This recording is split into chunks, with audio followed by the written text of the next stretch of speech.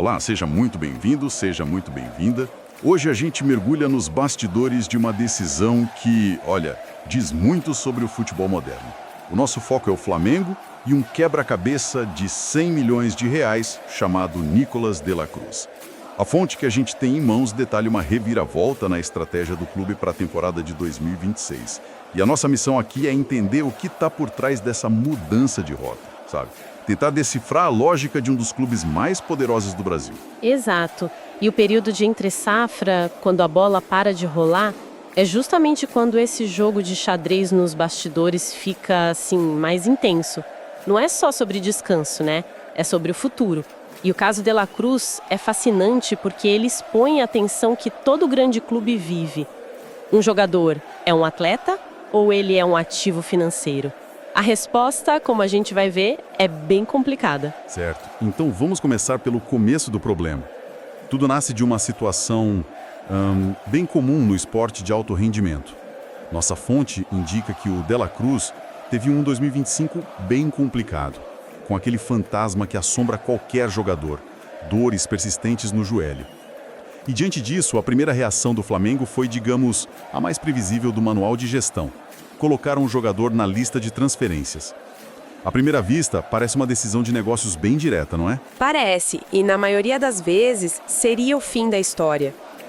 É quase um reflexo, sabe? Pensa comigo.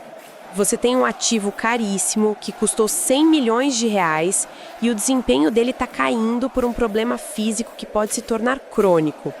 A cartilha de gestão de risco grita: venda agora. A ideia é tentar recuperar o máximo possível do investimento antes que o valor de mercado dele despenque. É a famosa estratégia de cortar as perdas, né? Mas é sempre a melhor decisão. Digo, desistir de um talento desse calibre, um jogador que foi uma aposta tão alta, assim, de forma tão rápida. Isso por si só não pode ser um erro estratégico? Tipo, jogar a toalha cedo demais? Essa é a grande questão. Você tocou no ponto nevrálgico da coisa. Do ponto de vista puramente financeiro, imediatista, vender é a jogada mais segura. Você limita a sua exposição ao risco. Qualquer clube que fosse comprar ia usar esse histórico de lesão para jogar o preço lá para baixo. Claro, o Flamengo já sabia que ao colocá-lo à venda nesse momento, não ia recuperar os 100 milhões. O objetivo seria estancar a sangria, talvez pegar uns 60%, 70% do valor. Mas a sua pergunta é perfeita. E se o problema tiver conserto? Aí a decisão de vender rápido deixa de ser segura e passa a ser precipitada. Então, parecia um caso encerrado. O jogador seria vendido, talvez para a Europa, para o mundo árabe, fim da história. Mas não foi bem isso que aconteceu, né? A história dá uma guinada completa. Não foi mesmo. E é aqui que a coisa sai do manual e fica realmente interessante. O Flamengo pisa no freio com tudo. A nossa fonte é clara. A diretoria reverteu a decisão. De la Cruz foi retirado da prateleira e o foco mudou da noite para o dia, de vender para recuperar. É uma virada de 180 graus que surpreendeu muita gente. E não foi algo sutil, feito nos bastidores. A fonte diz que o clube comunicou explicitamente ao staff do jogador, aos empresários dele, para pararem de procurar outros times. Espera um pouco. Primeiro eles basicamente dizem: podem procurar um novo clube para o seu cliente. E semanas depois, esqueçam tudo. Ele fica: isso não cria um clima péssimo? Qual a lógica de fazer isso de forma tão aberta e, francamente, um pouco bagunçada? É uma ótima pergunta porque expõe a complexidade da situação. A minha leitura é que essa mudança abrupta não foi um mero capricho, sabe? Ela sinaliza que houve uma reavaliação interna muito forte, baseada em nova informação. E essa informação, muito provavelmente, veio do departamento médico.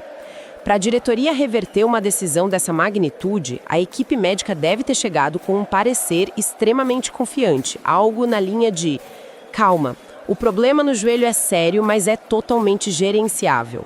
Nós temos um plano e garantimos que ele volta a 100%. Ou seja, o que era visto como um risco incontrolável, um problema crônico, foi reclassificado internamente como um problema tratável. A percepção de risco mudou drasticamente dentro do clube, mesmo que o mercado externo ainda visse o jogador com desconfiança. Exatamente. E essa confiança não ficou só no discurso. A fonte nos dá a prova concreta disso. De La Cruz vai passar por um procedimento não cirúrgico no joelho durante as férias. Essa informação é crucial. A escolha por um método não invasivo sugere que não há um dano estrutural grave, como um ligamento rompido. Provavelmente é uma questão inflamatória ou de desgaste que terapias modernas podem resolver. E isso reforça a tese de que a recuperação total é vista como o cenário mais provável. É um investimento de tempo e tecnologia médica agora, para colher os frutos em 2026? Certo. Então eles decidiram apostar na recuperação. Mas para a gente ter uma ideia real do tamanho do risco que eles estão correndo, a gente precisa falar de grana. E não é pouca, né? Definitivamente não é. O número que âncora toda essa história é 100 milhões de reais. Esse foi o valor que o Flamengo pagou para tirar o De La Cruz do River Plate em 2024. É um valor que o coloca numa prateleira, assim, muito exclusiva na história do futebol brasileiro. Com investimento desses, a pressão por retorno é gigantesca. E aí a gente olha para os números dele em campo que a fonte traz. Em 75 jogos, ele marcou 3 gols e deu 6 assistências. Olhando esses números friamente, muita gente na arquibancada ou no sofá deve pensar: peraí, 100 milhões por isso?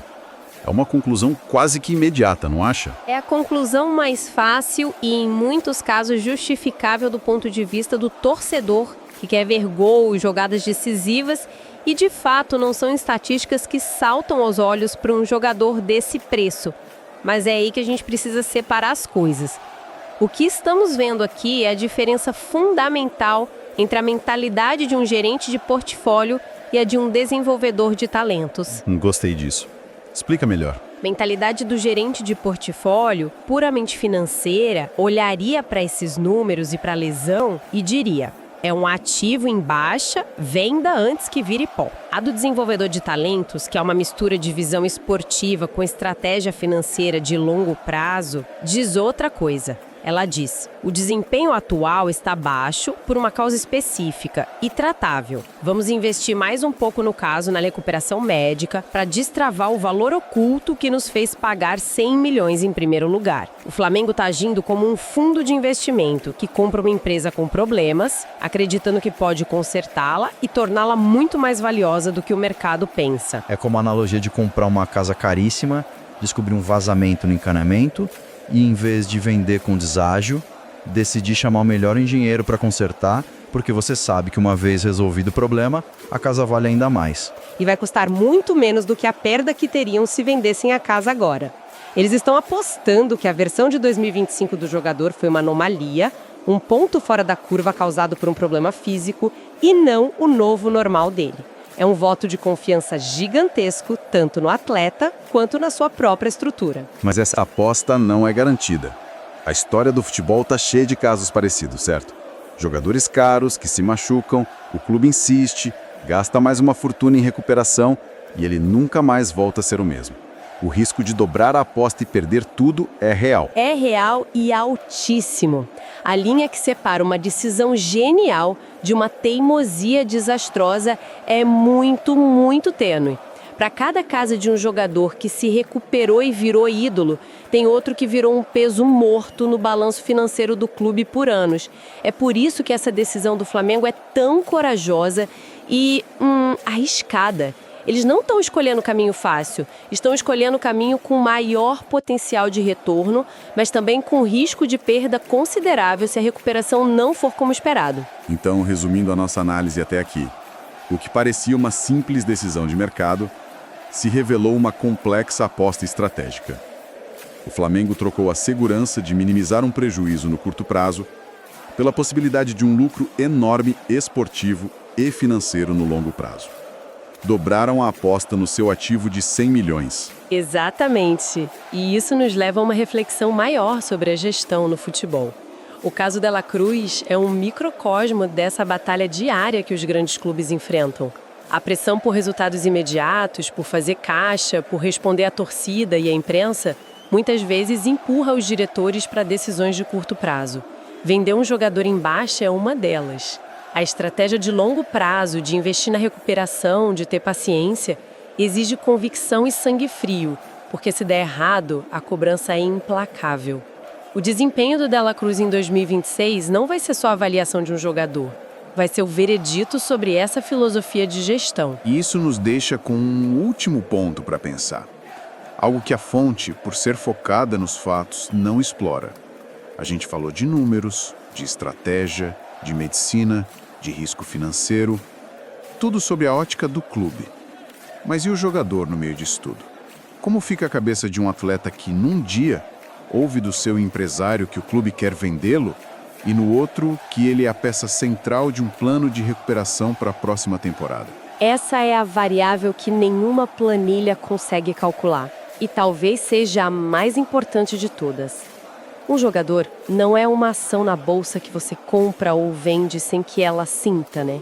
Ele é um ser humano que, por um momento, foi informado de que o clube não contava mais com ele. A forma como ele vai processar essa montanha-russa emocional é um mistério. Imagino que possa ir para dois lados completamente opostos, né? Exatamente. De um lado, ele pode se sentir extremamente motivado. Pode pensar, eles acreditaram em mim de novo, me deram uma segunda chance. Vou dar meu sangue para provar que eles fizeram a escolha certa. Isso pode criar um laço de lealdade e uma gratidão que se transformam em desempenho em campo. Por outro lado, a semente da desconfiança pode ter sido plantada. Ele pode pensar, na primeira dificuldade eles quiseram se livrar de mim. Será que posso confiar neles de verdade? No próximo problema físico, vou estar na lista de transferências de novo. E a gestão dessa parte psicológica, de reconstruir essa confiança, talvez seja tão ou mais desafiadora do que a recuperação física do joelho. O trabalho do técnico, dos psicólogos, da própria diretoria em conversar com ele será fundamental. Sem dúvida, porque no fim das contas, a aposta de 100 milhões de reais do Flamengo não depende só da tecnologia médica ou da fisioterapia. Depende da mente e do coração de um jogador que foi do porão ao topo das prioridades do clube em questão de semanas. Entender como esse fator humano vai se desenrolar é o verdadeiro jogo a ser observado em 2026. E essa é uma dimensão que os números sozinhos jamais conseguirão capturar.